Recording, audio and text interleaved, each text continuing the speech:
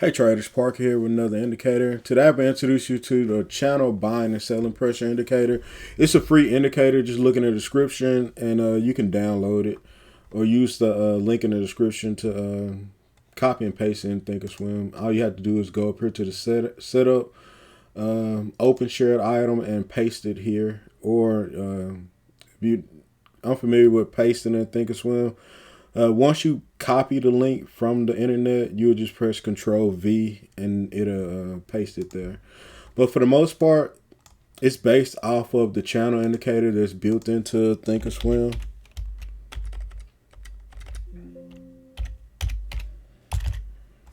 And here you go. This is Thinkorswim's price channel. That's what it's based off of. But for the most part, one of the differences that I made in mind, once the high breaks above this high line, you can it'll go away. It'll go away, so it won't be in your way or a distraction. At least I don't like to have that line just drag across it. So for the most part, this is your average highest line and your average lowest low. I mean your average lowest low and your average highest high. That's what creates the channel. Anytime the channel is broken, they'll go away if you're making new lows or fresh lows. These are fibs I put in there, 78.6 and 214. If you don't like what I use, you can always just go up here and change it. Like I said, it's free. Just change whatever you don't like. I'm using on the length of 48. 48 bars gives me 4 hours. So this is 4 hours of information. These dots that you're seeing right here are your buying and selling pressure.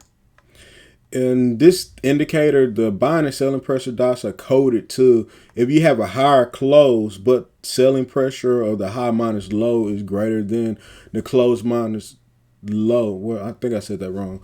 If you have a higher close, but the close minus, let me start back over.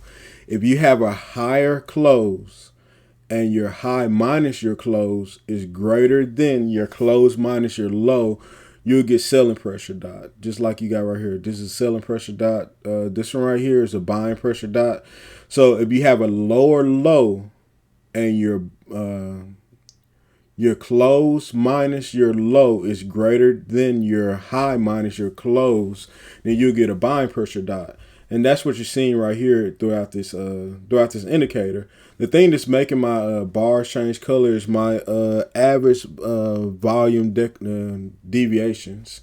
So that gives you, at least that helps me out in making a decision, especially if volume is above its average deviation bands. And right now I have those cut off. I just have my other dots just showing up. But if I cut those deviation bands back on, I think that's all of them. You'll be able to see there's an average as well. So, and because, there we go. All right, this orange band is two deviations for volume. This green band is 1 deviation. And this gray band is volume average. So, but for the most part, it'll help you stay in some trades. It's just identifying areas of buying and selling pressure, and especially if something's breaking below this channel and you get a dot like this, it could be a good sign right there. Even though you got one right here, you can look on volume. Volume is below average. With the indicator down here, it changed the color of the bars. If it's below average, you get dark green and dark red. If it's above average, you'll get this light green and this pink or this fuchsia, whatever color you want to call that color. And if it's above 1 deviation, you'll get, and it's a green bar, you get this bright, and it's a positive bar, so say you'll get this green light, bright green color, or you'll get this bright red color. But anything above two deviations, you'll get white or you'll get a yellow. Like this one right here, volume was above. Let me see if I can make that show up. There we go. So on this bar right here, volume was above 2 deviations, and you can look at this in sort of as a hammer candle because this is a downtrend, a small downtrend, really returning back to this level right here where it bounced from, and it found buyers here. So that's how this average volume deviation really helps out and help you get in a trade or get out of a trade, especially if you're getting buying pressure here. Why not get into it, especially if it pops back above this area right here? I would use this area this line right here as my entry, and this range right here as my stop loss, or this lower band right here for the channel as my stop loss or my risk. And you'll just do the math like that.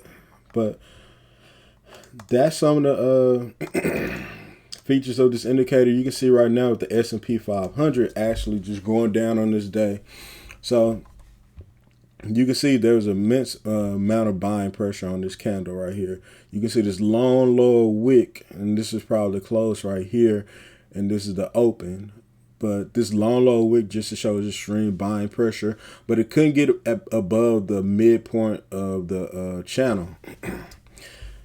So that's one of the reasons why I like to use this as a 48, because it's giving me 44 hours of information in this channel. This would be my 4-hour high right here. This would be my 4-hour low.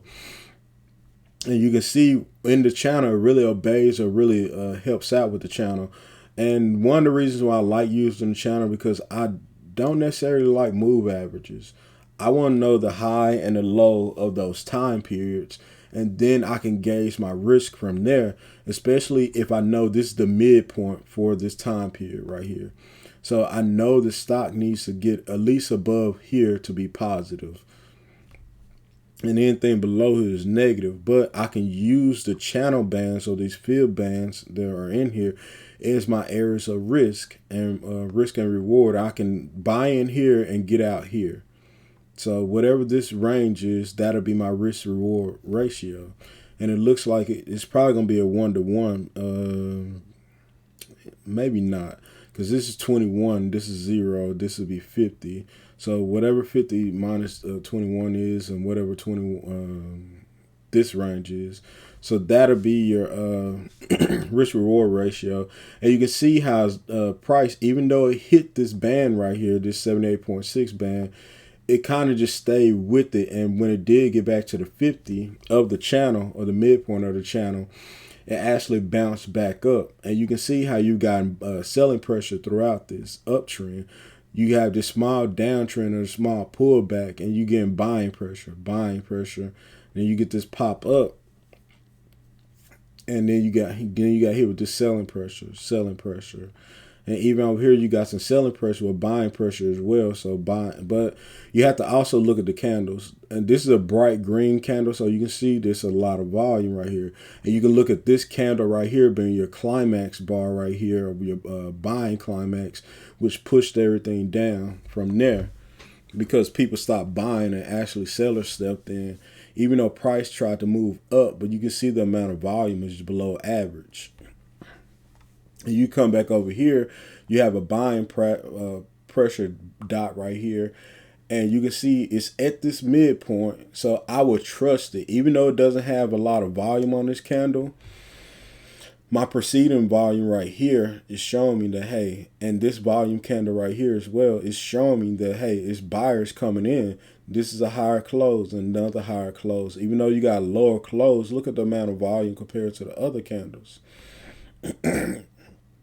So you may want to try and get in here at the 50 and then push up from there. But don't take this as any advice on telling you to buy or sell any stocks or anything. I'm just showing you how to use this application, or effectively test this application out. Now built to give away free. And you can look right here. This would be a spinning top. Basically on this one right here, on the spinning top, you can see right here, this is probably your buying climax, where everything just the buyers stop buying, and seller stepped in and brought the stock back down lower. And you can look at let's see, you can almost look at right here, this candle right here being your selling climax. It's a huge candle, but you probably want to wait to for price to get back above this midpoint right here before you decide to take the trade or whatever. But you can find this lower indicator right here, this average volume deviations, on my Etsy shop. I'll leave that link in the description as well. And the other features of this is these pink dots right here just shows you above average VPA. VPA is just volume times high minus low. If you're getting above average, and I use it as a measure of volatility, and I think that's why I even named it in the volatility.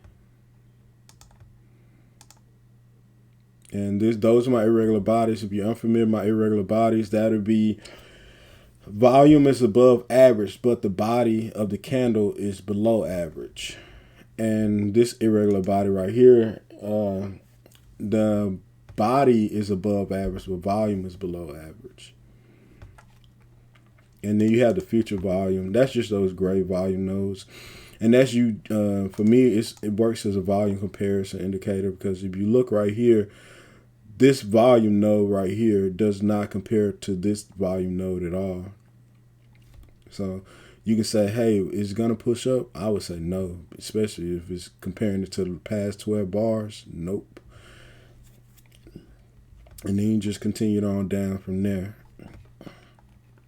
And you can look at it like this, as this channel indicator is your, you could kind of use it as support and resistance. And that's how I look at it, because this low broke below, but it actually didn't continue on down. But you can see how it just continued on down from there. So it acted as somewhat like support, but it couldn't hold, and it just broke down. And then you had increasing sellers come in and step in, sell the stock lower. It came back to the 214 field and went down below as well.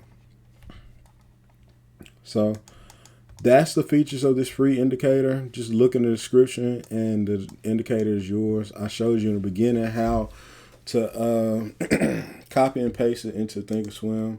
Let's see, 48. You can change those fields, selling pressure, buying pressure. You can change the colors if you don't like the colors I've used.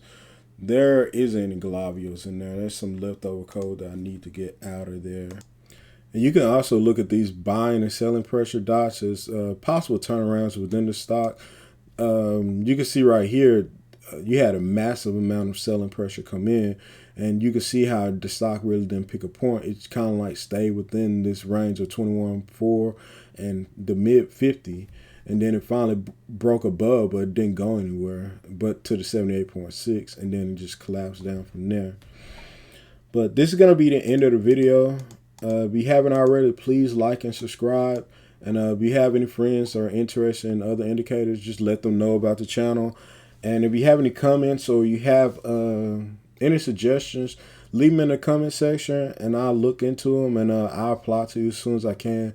I want to say I appreciate everyone taking the time out to listen to what I had to say and subscribing to the channel.